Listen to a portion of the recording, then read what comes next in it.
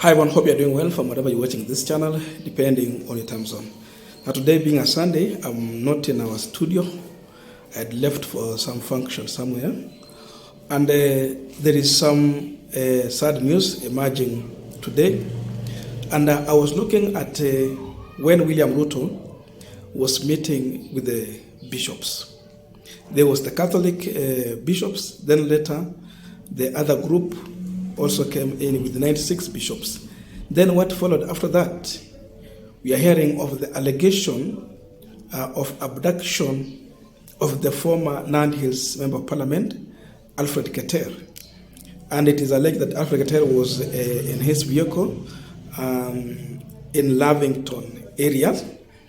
Then from nowhere, people appeared with a vehicle registered number KBE 256H double cabin.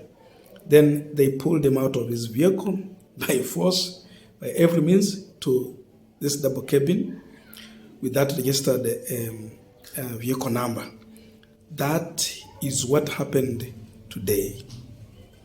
So look at when Ruto was meeting with the bishops. So many questions will be asked, because when you are meeting with the bishops, largely they see, bishops and pastors, church leaders are being seen as mediators. They have to mediate. But you meet with them, then what follows? It is abduction of leaders. So what do you think the youth are going to conclude on this situation? Watch this video shortly. Ni kama amekosa walikuwa wanafuata, si ndio?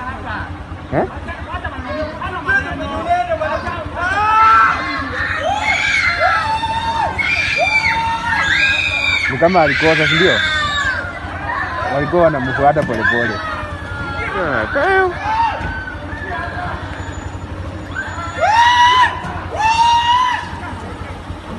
Alikuwa amekosa huyu. Alafu madam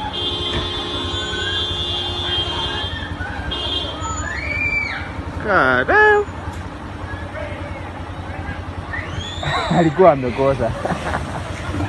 Now, so many questions. Why would the government abduct a former member of parliament who is not in any office as of now?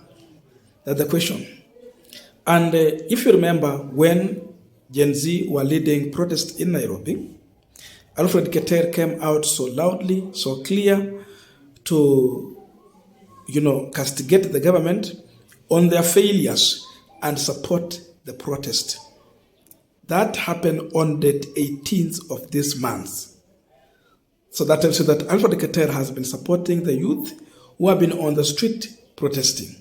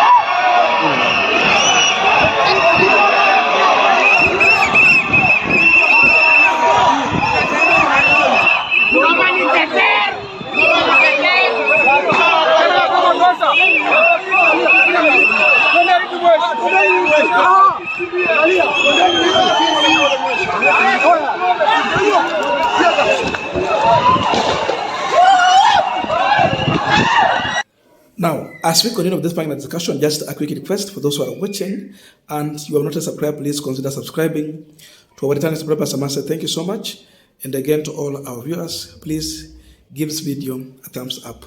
Thank you so much, and back to this discussion. Now, tell me how you are going to convince the youth that finally, when Ruto is meeting with the pastors and all those church leaders, that they are sorting out the problem, and it's a kind of a mediation, when at the end of the day, we see people being abducted in a society that has rule of law, the democracy thrives. So how can you convince the youth that Ruto is walking the talk, that is going to the right direction? It is not easy to convince anyone.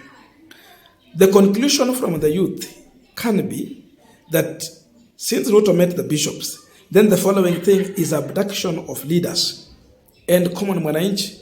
Then that means that were they discussing about how to abduct people?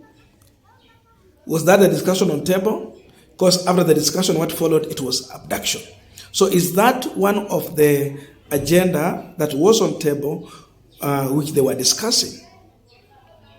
We anticipated to see the government now coming to realization that there's a problem they need to solve, but not to fight their own people.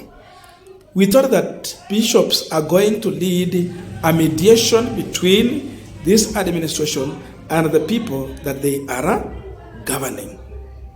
Ruto amesema mambo ya watu kubomoa parliament, kwenda na vitu kule. Ndiyo, yanaweza kuwa yamefanyika yote.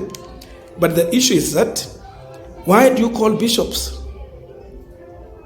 It means you are trying to mediate something, right? And if you are trying to mediate, then what is the outcome of the mediation? Abduction. So definitely, I can conclude that bishops, after leaving State House, they have been embarrassed by one, William Samuel Ruto. He has really embarrassed the bishop because that's not what they had anticipated for. And if so, then why should we have such people, saying that they are leading the society? How are we lead the kanisa? So we need to have a healing process. But all in all, just like we said yesterday, most of the bishops who went to State House, it was just to collect a brown envelope, according to allegation. We saw people sharing the information that each was given 100,000 Kenyan shillings.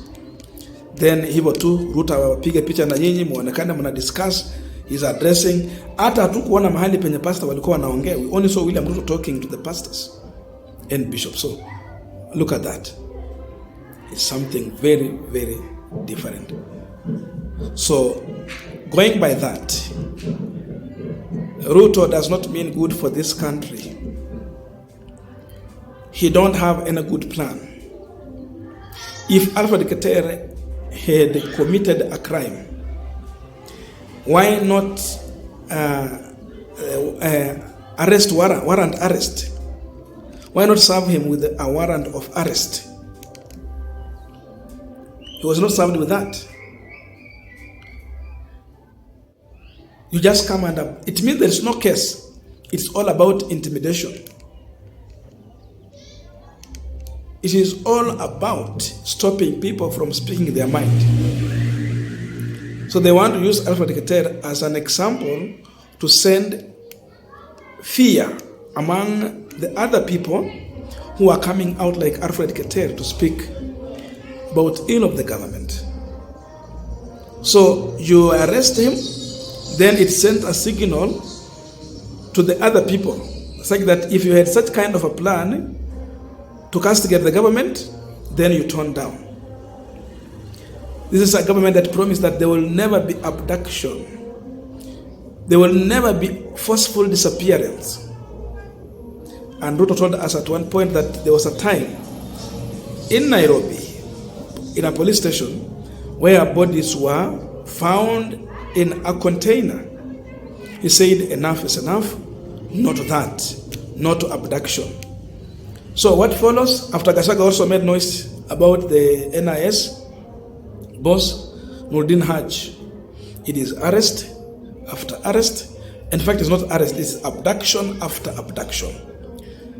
The LSK were in court, and the High Court gave a ruling ordering the government to provide all the individuals who have been abducted during the protest time. That was the court position, and it was the ruling. It is the law. A decision was made.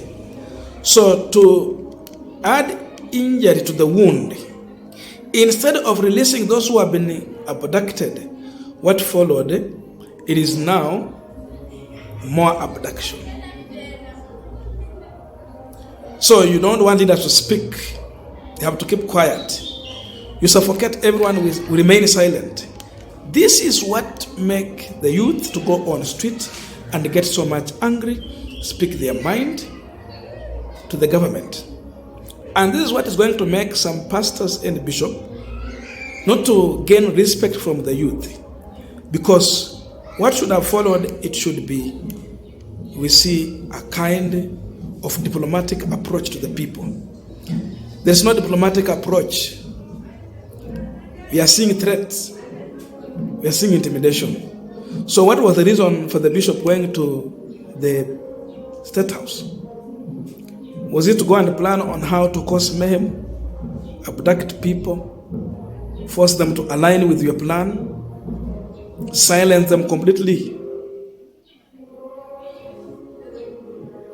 There is nothing like mediation. So the pastors, I can confirm here, after seeing what is happening, they failed to convince William Ruto, and the reason is that they did not even talk about the problems that people are going through and what they think it should be condemned in strongest terms possible. Instead, when they went to State House, it was a lecture from the president and a brown envelope. Then you go back home. So Ruto was calling bishops for PR, take photo with them, create a perception that this is a government that was formed on a foundation of the church. But it's not a government that was formed in church on church foundation. It is just an attempt to realign with the pastors that it will be, aonekane kwamba yeye ni mtu wa kanisa, ni mtu ako na mabishop nyuma yake. But it was all because Gen Z had already declared a war to each and every politician who will attempt to step in church to politics. Sasa wanahitaji hiyo nafasi. But look at what is happening. So Kenyans are demanding the release of Alfred Keter with immediate effect, or if he has committed a crime, let him be presented before the court of law. And by the way, why abduction on Sunday? Because this is not arrest. And if it is not government, then they also have a duty and responsibility to provide Alfred Keter. Watafute ni nani abduct na hako wapi. But this tells you that this government is determined to terrorize Kenya. The government has been talking about terrorists, people who committed heinous, what Ruto referred to as treason. He referred to youth who are protesting as criminals. So what the government is doing today, how can we describe that? Is indeed a criminal of act. It is criminal, nothing else. It's criminal, as simple as that. I don't know your views, but let us meet in the comment section to continue with this discussion. Thank you so much, and see you in our next video.